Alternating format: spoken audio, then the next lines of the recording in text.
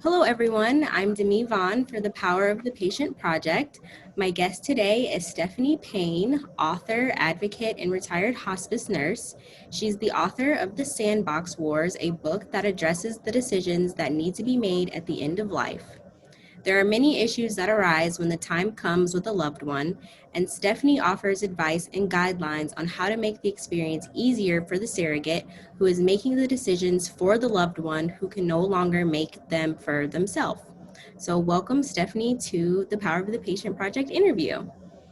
Well, thank you, Demi. It's great to be here with you. Great. So, first, could you tell us about your important book, The Sandbox Wars, and why you wrote it, and what's the message of the book? Really great, always a great question. So, it started quite a long time ago now. It was in 2008, I believe. My mother, at the end of her life, got very sick. My father had already passed, and my mother ended up having a medical crisis, and she actually had all the documents prepared, but my siblings didn't like the way the events were going. They wanted to actually control her, and they wanted to control the money, which is a really common problem at the end of life. They didn't respect her wishes. And so, 2 years later, and she passed, I realized that, I just, we had 5 attorneys involved in my mother's passing. My mother had an attorney, the trust had an attorney, I had an attorney, my siblings had an attorney, and of course the trust had it. I mean, it was just insane. And then I started, researching, and I'm going back through my nursing career, realizing that this is not the first time this has happened. And I realized that these stories need to be told, not just about, the craziness that my family went through, but, there's a better way to die. And I have a really good story in the book about a patient that I had inquired in had as a patient years ago, and he had the most wonderful, well-organized, choreographed death with all the documents done. So that's kind of how this started. Yeah, and you kind of touched on it a little bit already, but what would you say are some of the issues that typically come up at the end of life with medical decisions that need to be made? That's great. So first thing, it's always important to know that you should never be signing your documents as you're going into the emergency room or being admitted to a nursing home. That's not the time to be making healthcare decisions critical to your personal safety, your financial safety, and just the safety of just your life in general. So I suggest that everybody starts getting their documents done. Power of attorney, healthcare directives, end of life wishes, all of those can be done. A lot of them actually can be done online nowadays. There's some more complicated ones like having a will and trust done, which actually needs some more legal guidance. And I always want to interject, I am not an attorney. I don't play one on television, and always seek legal advice about any of these issues that if you question, anything that I might suggest. So I had a neighbor who's actually fairly young. They're in their 50s and went through a tremendous health crisis, and they're still, navigating that. And after helping her with some of her spouse's problems, I said, "Have you got your documents done?" And she looked at me like, "What? What are you talking about?" And I quickly went home, found them for her, emailed them to her, and I'm hoping she's filled them out for herself and her spouse. These documents are so important to have done. You never know when the crisis, the proverbial Mack truck is going to come and just devastate your life, whether it's a healthcare issue, and now we're living through a pandemic, which I don't know if we can chat about that for a minute, is that if you get COVID, you have a 90-95% chance of surviving it and surviving it well. But there's also that smaller chance, we don't know exact number what the death rate is, but that about 3 to 5% of people are having really serious chronic issues. And as a registered nurse, and I've certainly been researching this for all my friends, is that you need to be prepared, because by the time you get the infection to the time you get into the hospital, needing massive health care, you need oxygen, you probably can't talk, your brain might be foggy. That is not the time to be making decisions and signing documents. So this is like a real critical time in America. We're losing a whole generation of elderly people right now. And if these documents aren't done, you don't know what your wishes are. Like, do you want to be intubated? Do you want to be, resuscitated? And so these issues need to be addressed as soon as you start having a family and assets and anything, that's and basically as soon as you're an adult, you should start having these documents prepared for yourself. Right. And the virus, just thinking about how it's like affecting elderly, it's so scary. I have great grandparents and they're older and it just worries me a lot with the virus. But do you think that like a lot of people like do you think that a lot of people don't really have these assets prepared? Like these documents that you were talking about, do you think a lot of people don't have them prepared, or like what do you think about that? It's amazing. Even as a retired person now, I'm one of a very few people in my world that actually has all their documents prepared. It's about 90% of the people do not have any documents prepared. And it's just absolutely a travesty. As my attorney friends would tell me, it's not if your family's going to interfere at the end of your life, it's when. I've had patients that were literally dropped off in nursing homes and just left, just literally abandoned. I have a recent story of a friend of mine, her on a guardianship, a huge amount of money was stolen. By the time you find out, it's too late. Financial abuse is a huge, huge problem inside of the end of life. My siblings were like rubbing their hands to get on my parents' money and get control of it. It's like, no, no, no, no, no. So the whole thing is about orchestrating the end of your own life. How do you want to die? How do I want to be respected? And I don't want to have people coming in and just tearing my life apart, selling my assets, trying to put me in a home. But if I have my documents ready, I can say, no, no, no, you're not allowed in my house. You're not allowed to make any decisions for me. So, it's so important to get these decisions made. But most of us don't have them done. My neighbors, a fairly young couple. I have a neighbor, another friend, she's in her mid 80s. I don't think she still has her documents done. And she's in a nursing home. Some of them are done, but it's amazing how many people don't get it done. And they actually need to be updated. So this is not something you do just once and done. You need to do it, get them reviewed every few years. Where I live, you should have some of the documents reviewed and updated, literally re-signed. So for instance, a healthcare directive, if you have a 20-year-old healthcare directive, you signed it when you're 40 and now you're ready to retire, you should have that reviewed because you might have changed your wishes. So don't deny that you're going to die. It's the one thing, death and taxes. I forget who said that, but it's so true. We have to pay our taxes and nobody's going to get out of this, alive. But do it gracefully. Yeah, I definitely agree with you there. So, beyond the medical decisions which are stated in a person's living will, what are some other issues that come up, especially with possessions that are left behind by the deceased? So once again, needs to be done, early. I always recommend an estate planning attorney. They seem to have a passion for helping families getting it done right. I had a conversation a long time ago with a gentleman. He was just a regular attorney. I said, why don't you do estate planning? It's a great way. He said, no, I'd rather go through probate because there's more money in it. So that to me was like the wrong answer. Certainly I didn't want to work with him. But, estate planning attorneys should give you all the right advice. They're very specialized. And there's a lot of issues around death and dying. I recommend, because I think it's the safest way to do, is to get what's called a trust. There's different kinds of trust. You can write a trust to cover anything. And a trust protects you personally, financially, and it actually helps prevent going through probate, which can be a very expensive and nasty project for the deceased, for the family of the deceased, because it takes a lot of court time. It's a mandatory event. Every state has a financial threshold. Some states it's $50,000 a state, some it's $100,000 in a state that you have to mandatory go through probate, and I know the state where I live, it's a minimum $10,000 to go through probate. People don't realize that you can get a nice trust done for about $2,500. You think about cost effectiveness, that's really, and I did this, slide.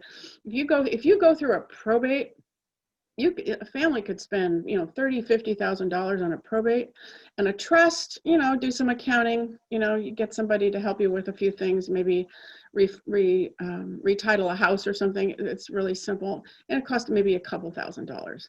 So the things to do to protect yourself, because there's a lot of elder abuse. This is a great issue to also talk about, which is often happens around the end of life, is that if you protect yourself inside of the legal documents, the living will, the power of attorney, the durable power of attorney, you've actually designated somebody that you trust. It doesn't have to be a family member. It can be a bank. It can be a neighbor. It can be your best girlfriend, boyfriend, whatever. You've designated somebody that will follow your requests. And if you don't get this done, sometimes you don't want to hear this, the courts will do it for you. That's what happened in my mother's case. We ended up having to put my mother under guardianship or conservatorship, depending on what state you live in. They use those similar terms. And it was just arduous, just absolutely arduous. And it didn't have to be that way. So getting all of the documents done, and an estate planning attorney, if they're preparing all the documents, they will have the will, the trust, the durable power of attorney, the end of life decisions, the medical decisions. They'll have a whole, actually it's a big binder full of documents that will just make it easy to get, to die with dignity. Yeah, and I think that a lot of that goes into miseducation or not being educated on the topic, or just not knowing. Right now talking to you, I'm learning a lot about this that I didn't know already. So I find this really helpful. But so why is it so important right now to have all of your documents prepared before a crisis happens? Well, let me tell a story. It's time for a story. So there's a story in my book. It's actually about my mom. My parents were my father was really a brilliant gentleman, and he insisted that they get a trust done. This was back in the late 80s. And my father lived, and one day, he was almost 78 years old. He literally collapsed on the floor, and took my mom a little bit to get the ambulances there. Anyway, he ended up in intensive care on a ventilator, kind of a similar situation that a lot of folks are navigating right now. And I was a nurse at the time. Had just become a nurse a few years earlier, and I was living distance from my mom. So I was calling her after she'd spent the day in the hospital with my dad. My mother and my dad was on total life support. He had been diagnosed as brain dead. He had a massive stroke. And it took me a week of educating my mom, on this, educating her on what my father's wishes were. My father did not want to be resuscitated. He did not want to be intubated. He didn't want massive life support. He wanted just whatever life was going to bring for him. And I couldn't believe how hard it was to educate my mother on what my father's wishes were. And they had a document to support it. They had the living will that my father did not want any of these massive healthcare treatments performed on him. And he still ended up on life support, I believe, for about 7 days. And we finally I talked to my mom that this is what Daddy would want. And we ended up letting him pass away, very peacefully. And it was a very non-event. He was very peaceful, and he only remained alive for a few minutes after they took the equipment off of him. But the one thing is, if you're getting these documents prepared, your living will, your advance directive, your medical directives, you need to talk to those folks. You need to sit them down, and this is what I want. This is who is allowed to talk for me. And explain to them, if the doctors talk to you or the nurses chat with you about, end of life decisions, pull out the document and say, she didn't want to be intubated, or they don't want to have massive life resuscitation. And even going through COVID right now, my partner and I, we have all of these documents, and he's quite a bit older than me, and he has many, enough pre-existing conditions that I'm extremely concerned about him. So this is my life. This is my living room, and this is where we hang out, and putting him on life support would be horrific at his age. And to have that conversation, it's always about, life is about a conversation. You have friends, you converse with them, they're your friends, your family, and life is about a conversation. And you know, we have talked about it many times at the dinner table. What happens? What do you want? And I mean, even though it's a good document we have, and I want to be really clear what exactly he wants. You know, we don't chat about it every day, but we do chat about it, you know, as this pandemic has just gotten worse and worse and worse. You know, we have plans that he's probably not going to go to the hospital, and I'll pretend to be a hospice nurse for him, you know, and I could probably do a good job with that. But that's a big decision. But you know, it's the conversation you have with your children, your friends who are going to be your supportive people, and make sure that you trust them. You know, trust is a big issue nowadays in this crazy world we're living in after what we just went through this last 24 hours. You know, it's just, but who do you trust? There's family members that I wouldn't trust with my life. I seriously mean that. Children can be, you know, children show up, and sometimes they don't show up in the best way. And children, they could be, you can call them the nicest children in the world, and then all of a sudden, you know, mommy's got a checkbook and she's not doing well. Well, you know, they can do some pretty vicious things. So have those conversations, have them honestly, and that's the best thing to do. Yeah, and I think having those conversations, I think that it can be kind of like scary for some people, you know, something that people like want to avoid. I mean, because like, you know, who wants to talk about death? But I feel like it's really important considering like everything that you've said thus far in the interview about like who you trust and your assets and your money. And it goes way deeper than like what we think. But so my last question for you, Stephanie, could you explain the process of planning for one's death, both from your wishes to be followed at the end of life medically, as well as your wishes in terms of your assets? That's a big story. Let me tell another story here. And this will kind of answer all the questions. So a long time ago, I knocked on the door. I was a hospice nurse. I was assigned to take care of Wilson. This story's in the book, The Sandbox Wars. And this man was really sick. He was dying. He had esophageal cancer, I believe. You know, and beautiful home. You know, he obviously had a lovely life. And he could literally, he was so sick, he couldn't even sign his documents. He was so, I mean, he was obviously well medicated, but he was so weak, dehydrated, malnourished, on and on. Anyway, so I was scratching my head, and I'd been a nurse for a long time at this point. I said, how am I going to get this done? You know, hospice visits take hours, not, you know, like a little 30-minute home care visit, which I certainly did enough of those. Anyway, so I sat down and talked to the wife, and I said, well, I need to get Wilson to sign these documents. She pulled out a packet of papers and literally slammed them on the kitchen table, and she says, what do you need? And I'm going, oh, what do you mean, what do I need? She pulled out the documents, and I had certainly been not unfamiliar with them, and she pulled out, and I had never, in the thousands and thousands and thousands of patients I have seen, never seen such a perfect set of documents in my life. She had living wills and advance directives and power of attorneys, and I had to make copies of them. I took them home, or took them to the office and had them copied and brought them back. And she sat down, we talked for a really long time. There was a lot of things I had to do for Wilson to get him comfortable, you know, so that his life, the last few days of his life, could be pleasant. And it was so amazing. She said, a long time ago, Wilson and I, we got our trust done. We sat our kids down and we said, this is the way it's going to be. No fighting, this is the list. You get the silverware, you get the jewelry, whatever, you know, was on the list. And all the house, everything was in what they call in the trust. You know, that's a kind of a complicated term. When you get a trust done, everything has to be retitled. So your car has to be titled for the trust. Your house has to be titled for the trust. Your bank accounts have to be titled for the trust. I mean, on and on and on. That's kind of an afterthought of trust, but everything was done. So when I walked into this house, she got to actually sign the admission papers for hospice. So there was no preparation. I mean, I have had to have people like literally hold their hand and try to get them to do a signature, literally, and there's like 10 signatures to get admitted onto hospice or home care. And it literally took a few seconds or a few, whatever, just read the document, sign them. So it was really easy. And I knew that he wasn't going to have any extraordinary care. I knew that nobody was going to come in and start, writing checks out of the checkbook. Nobody was going to steal anything. And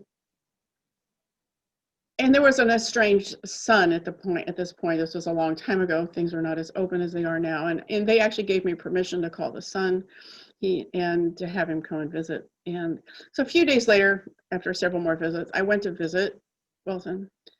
And he had this huge bedroom with a big bed in it. And in that bedroom were chairs all around filled with family. People were throwing sandwiches and sodas across to each other. They were going through photo albums because this family had done the work. They had had the conversations. I get teary-eyed just telling this story. And the children were singing. Somebody was giving Wilson a back rub. Somebody was probably rubbing his feet. He was just, poor little gentleman. He was just, and I could tell he was obviously well-loved. He had so many lovely family members there. And I say they orchestrated this. You can orchestrate the end of your life any way you want. You can leave your life in chaos, like my mom left her life in chaos. She didn't do all the things that should have been done and didn't understand all of the things. That's why we had to go, didn't have to go through court. We could have mitigated it ourselves, but my siblings decided to be greedy and silly. And I won't tell you how much money that cost. It was absolutely insane. Or we can orchestrate it like Wilson does. And I have a friend recently, her husband died a couple years ago. And we had the celebration of life at our house because she didn't have time to clean her house after her husband passed because she had prepared, so it can be simple. It can be 5 or 10, 6, 7 people, or it can be like Wilson's house that was just filled, to the brim with people and love, which was, how we want to leave ourselves. So, it's about having a conversation. It's about going to speak to the legal professionals, getting your documents done, and then going back and have more conversations with your family about how you really want it done. Write it down, make a list, write it down. That's what I do. Yeah, the conversation is definitely important. Definitely something that more people should be having with their family, especially if you love your family and care about your family and your grandparents or parents or great-grandparents or whatever it may be. But do you have anything else that you would like to say before we officially wrap up the interview? Let's see. So what I would say is don't be afraid of having this conversation. As a nurse, I've had this conversation with countless families. And another quick story, I was at a hospice visit, 2:00 in the morning, and some gentleman passed. And I walk in and I'm hearing people arguing in the kitchen with a dead man, pardon me, in the living room. And the family look at me like, and I had to go in and tell these 2 kids to either go home or shut up. And they'd been arguing all day. It's just, if you orchestrate your life the way you choose, your whole life can, how you want to do your career. I mean, everything is about, make choices. I chose a long time ago to have a life of grace and dignity, and, I worked hard at it, and I think I did okay. I have lovely people in my life. And but you have to make these choices, just like you make a lot of other choices in the world. It's time to do it today. And I mean today, because this pandemic is ravaging the world. And this is a good day because we have a pandemic to open people's eyes up that, this is not a hoax. I worked through the HIV pandemic years and years ago. And I was one of the first nurses in St. Louis to visit the HIV clients. And I mean, I learned so much about them and their culture. And I ended up seeing a lot of the HIV patients for, most of my career. And I so respected their caring and the culture that they had, but they learned a lesson. We all learned a lot of lessons from the HIV epidemic, and we need to start learning those lessons right now about the this pandemic.